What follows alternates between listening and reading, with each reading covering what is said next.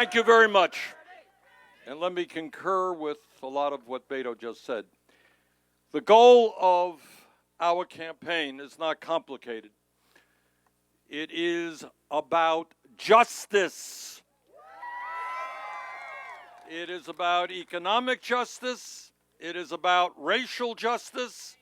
It is about environmental justice. And it is about social justice. What America means to us is a nation in which we will end all forms of discrimination. And that means ending discrimination with regard to employment. It means ending discrimination with regard to housing. It means ending discrimination regarding military service. It means ending discrimination regarding marriage. And it means being able to buy a wedding cake at any bakery in America.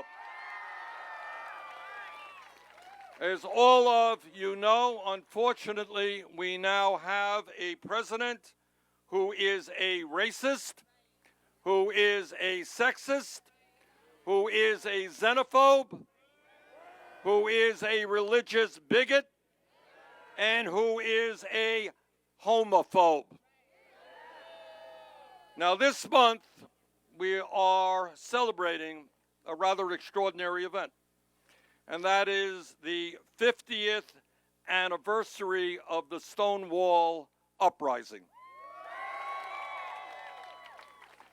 And as I have always believed, real change never takes place from the top on down. It is always from the bottom on up.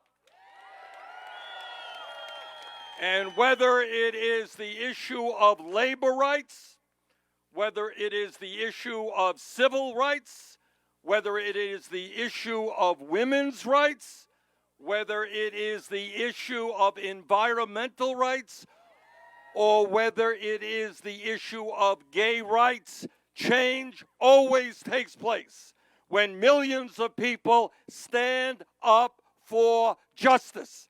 And that is what we are celebrating today. Now, it gives me no pleasure, it truly does not, to tell you that the idea of justice and the idea of equal rights is now under massive assault in our country. We are seeing an attack on women's right to control their own bodies. We are seeing beautiful little children being ripped from the arms of their mothers at the border. We are seeing attacks against our Muslim brothers and sisters.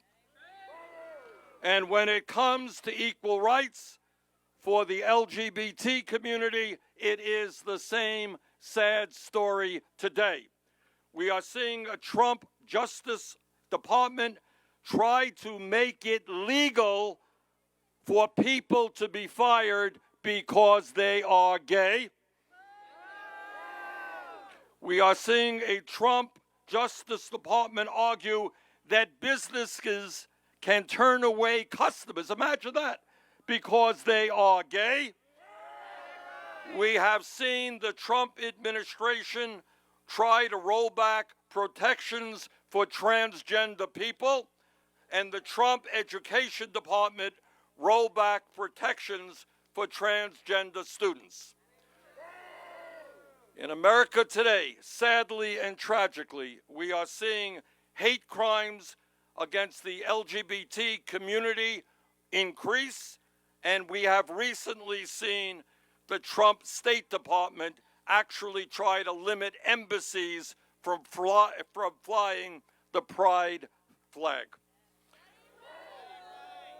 Now, I have to tell you that this issue of gay rights is not something new to me.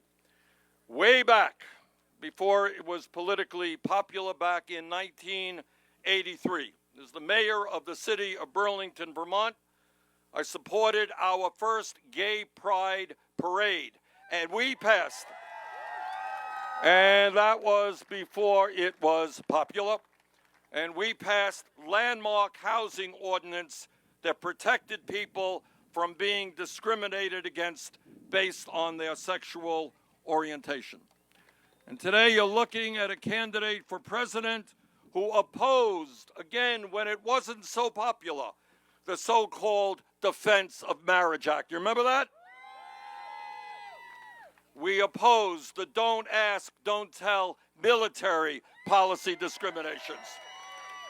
And I'm proud to represent the state of Vermont, which was the first state in the country whose legislature legalized gay marriage.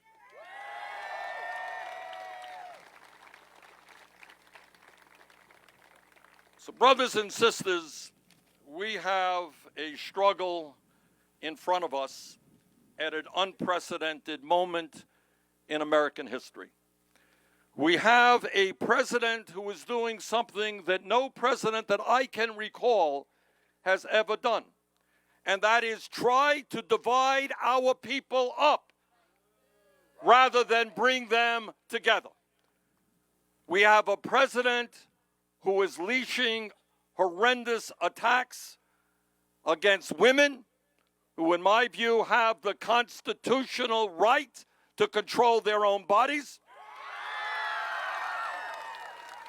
He is unleashing prejudice against undocumented people in this country, immigrants. And in my view, instead of demonizing immigrants, our job is to pass comprehensive immigration reform.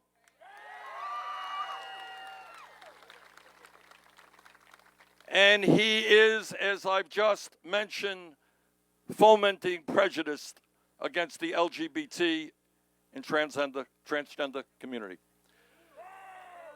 So what our job is not only to stand up to Trump, the most dangerous president in American history. Our job is to do exactly the opposite of what he is trying to do. He wants to divide us. We bring our people together around an agenda based on non-discriminatory policies and an agenda which speaks to the needs of all of our people and not just the 1%. All of our people need health care as a human right. And that is why we will pass a Medicare for All single-payer program. All of our people need to earn wages that allow them to live in dignity and respect, which is why we're going to raise the minimum wage to a living wage, $15 an hour. And God only knows that every person here, every person in Iowa and Vermont needs to live in a planet that is healthy and is habitable. And that is why together we will take on the fossil fuel industry. We will transform our energy system away from fossil fuel to energy efficiency and sustainable energy. Brothers and sisters, we are in this struggle together. Whether we are black or white or Latino, whether we're Native American, whether we are Asian American, whether we are gay or straight, whether we are native born or immigrant, whether we are male or female.